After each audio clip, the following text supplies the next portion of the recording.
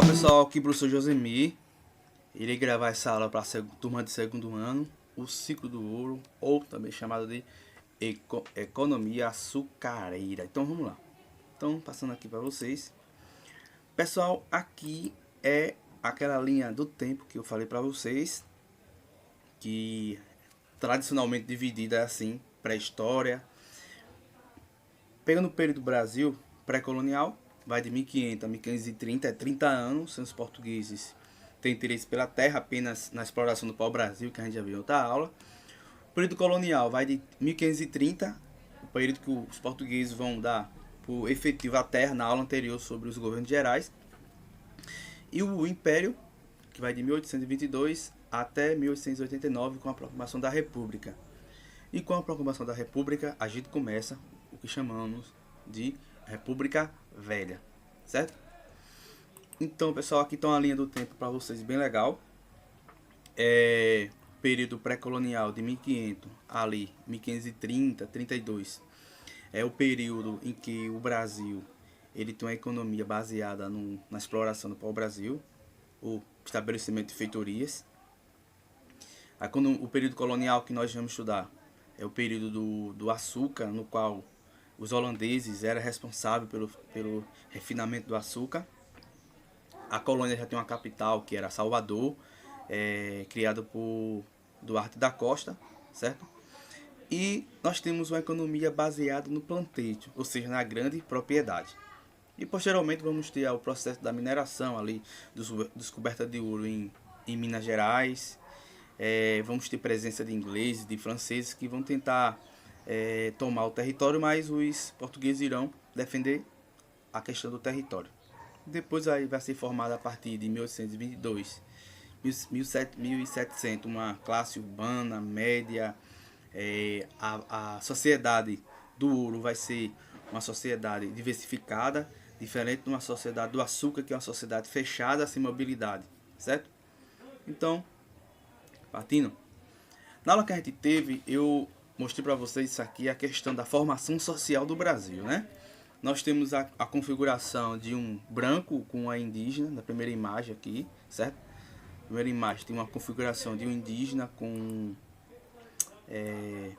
uma indígena, no qual o entrelaço dos dois vai nascer, né, um mamulenco, certo? Ou mameluco. Temos também aqui desse fidalgo português com uma negra escrava africana, vai surgir o traçamento, vai surgir uma mulata, e do lance entre o negro e a indígena vai nascer o cafuso. Então essa é a configuração. E do mamuleco, da mulata e do cafuso vamos ter o mestiço, né? Ou seja, é a formação do Brasil.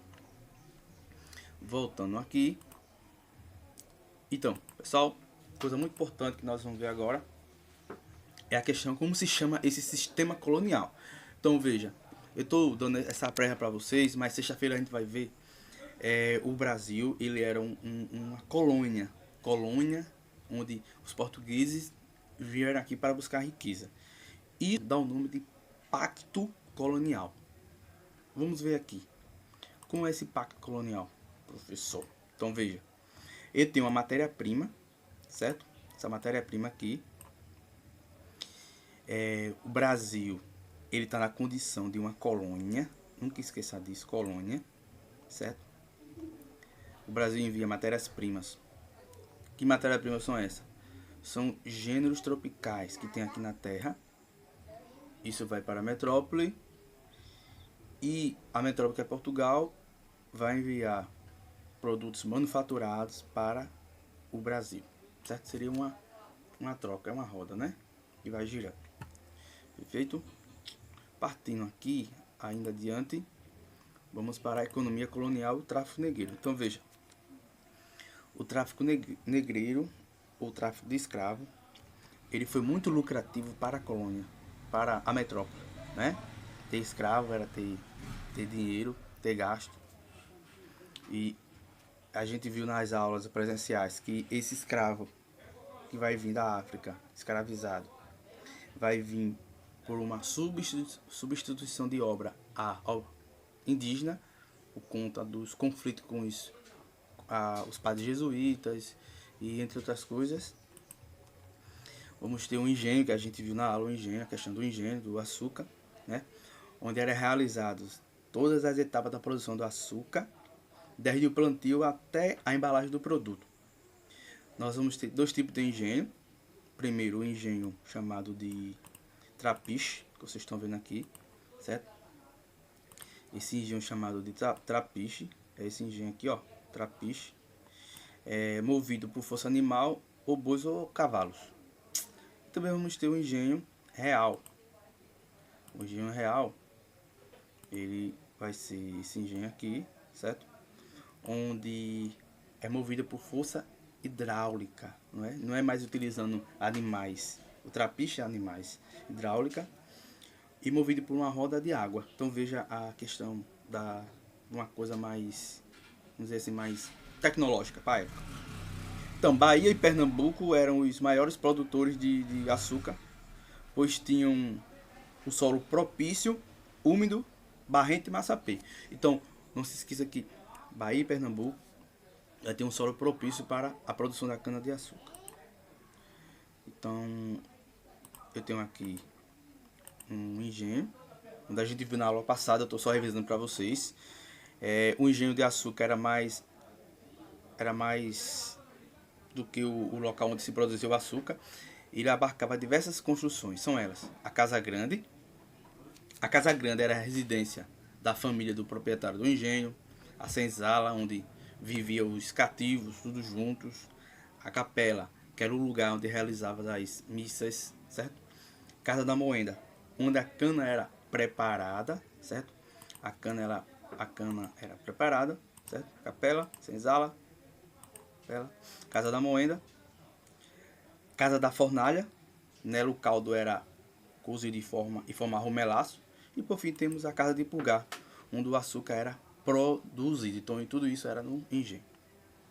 Então eu tenho outra atividade também relacionada à colônia, que era a chamada pecuária. Então, a economia na América Portuguesa não se limitou à extração do pau-brasil, tá bom? E à produção do açúcar, ou seja, não se limitou nem ao pau-brasil e nem à produção do açúcar. Tivemos outros produtos que fizeram parte dessa economia. Quais eram esses produtos? Entre os séculos 16 e 17. A gente viu, não se limita aos dois.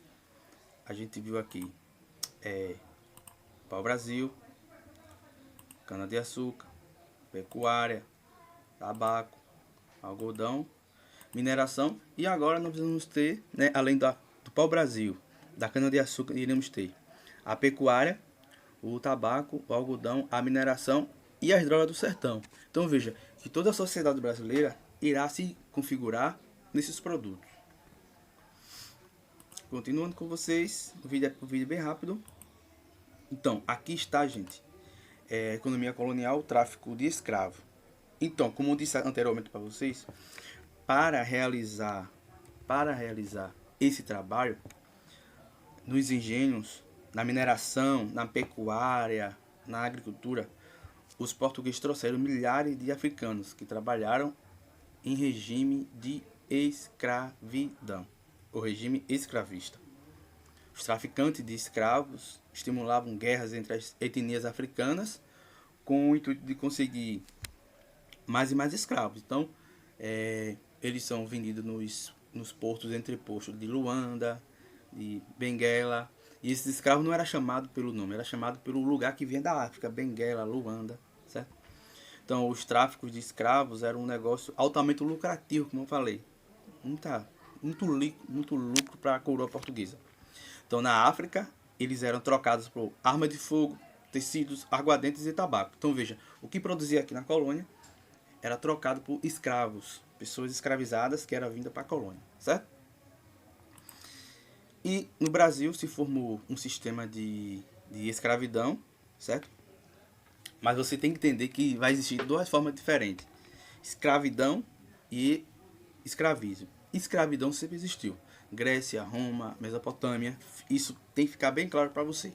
Agora, o regime de escravidão, ele vai tratar-se, ou escravismo, tratar-se de um sistema que vai implicar no comércio de escravos, em larga escala, que vai ser articulada a produção de gêneros tropicais, no caso aqui o açúcar, que vai visar enriquecer a metrópole que é Portugal, certo?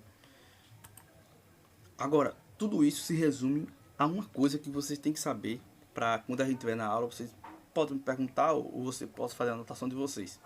Gente, que é o mercantilismo. E logo que vocês queiram fazer o Enem, se liguem que ano passado teve questão do mercantilismo. Professor, o que é mercantilismo? Conceito aí no quadro. É o conjunto de ideias e medidas adotadas pelas monarquias com o objetivo de acumular riquezas por meio de atividades comerciais.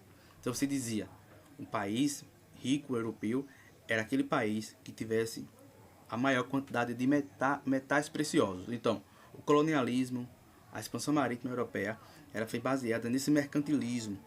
Quais são as características e as práticas desse mercantilismo? Protecionismo, que é isso? Proteger a produção interna, taxando os produtos estrangeiros, por exemplo. Ou seja, você proteger e taxar os produtos estrangeiros, certo? Metalismo, por exemplo, esse protecionismo, por exemplo, o Brasil colônia, só podia comercializar com Portugal, ok? Metalismo é o acúmulo de ouro e metais, como eu disse a vocês. O país era considerado rico, aquele país que possuísse maior quantidade de metais preciosos. Outra questão é balança comercial favorável, ou seja, manter o número de exportações maior das importações.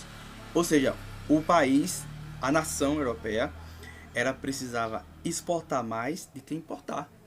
Ou seja, ela deveria mais vender do que comprar, ok?